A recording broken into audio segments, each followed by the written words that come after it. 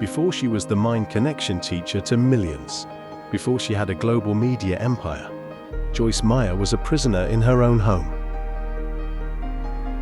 For 15 years, starting at the age of 9, she lived a double life. To the neighbors, she was a normal girl. But behind closed doors, she was being systematically abused by her own father. It wasn't just a moment of pain. It was a decade and a half of stolen innocence that left her soul shattered. When Joyce finally escaped, she didn't find immediate peace. She found anger. She found bitterness. She found a version of herself she hated. Today, we look at how God took a broken vessel and turned her into a mouthpiece for millions. Why should you care? Because Joyce's story proves that your past doesn't define you. God's purpose does.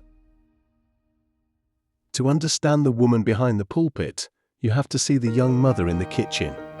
Joyce wasn't sweet or gentle when she started her walk with God. She was harsh. She was controlling. She was a difficult person because she was a hurting person. Her first marriage ended in disaster. She was left alone with a young son, feeling like a failure. Even after marrying Dave Meyer, her anger was a wall that no one could climb. She was a churchgoer who loved God but didn't know how to love people. Could this be you? Someone who loves the Lord but feels trapped by a personality shaped by trauma. Joyce didn't start as a teacher of peace. She started as a woman who fought with everyone she loved. The shift didn't happen at a massive crusade. It happened in 1976 in her car on the way to work. Joyce describes a profound encounter with the Holy Spirit that didn't just give her chills, it gave her a call. God began to speak to her about life in the Word. But there was a catch. Before she could lead others, she had to let God perform surgery on her own mind. She didn't have a platform. She had a small Bible study in a local cafeteria. She didn't have a TV show. She had a few cassette tapes and a burning conviction. God's timing wasn't about her fame. It was about her formation. This is where retention peaks, the silent years.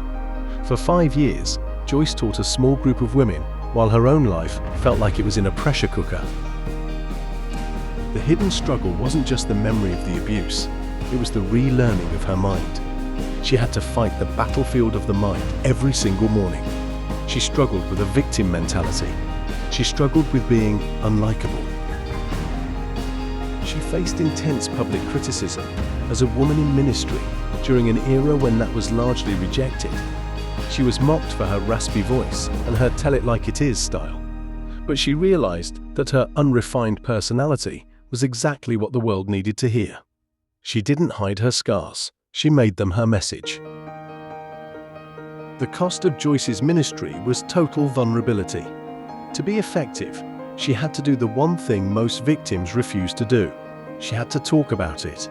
She had to tell the world about the abuse. She had to admit her own failures as a wife and mother. She had to endure the shame of being transparent so that others could find transformation. The cost was her privacy. She traded her perfect image for a powerful impact. She chose obedience over the comfort of keeping her secrets. Was it worth it? Today, Enjoying Everyday Life is broadcast to billions. Her book, Battlefield of the Mind, has sold over 14 million copies. But her true fruit isn't the book sales, it's the Hand of Hope outreaches, feeding the hungry, rescuing victims of human trafficking, and building hospitals. She didn't just teach the Word, she became the hands and feet of the Word. She proved that God can take the ashes of a ruined childhood and build a beauty that covers the earth. What is the takeaway for your life? Isaiah 61 verse 3 says, God gives beauty for ashes, the oil of joy for mourning. Joyce Meyer's life proves that your history does not have to be your destiny. Your mind is a battlefield, but you don't have to lose the war. God doesn't just want to save you from your past. He wants to use your past to save others. You aren't damaged goods. You are a display of grace in the making. Reflective question. What ashes from your past are you still holding on to, afraid that they make you unusable to God? Type beauty for ashes in the comments if you believe God can turn your pain into a platform. If this story spoke to you, make sure to subscribe. We are uncovering the truth behind the voices that change the world. Like, share and subscribe for more.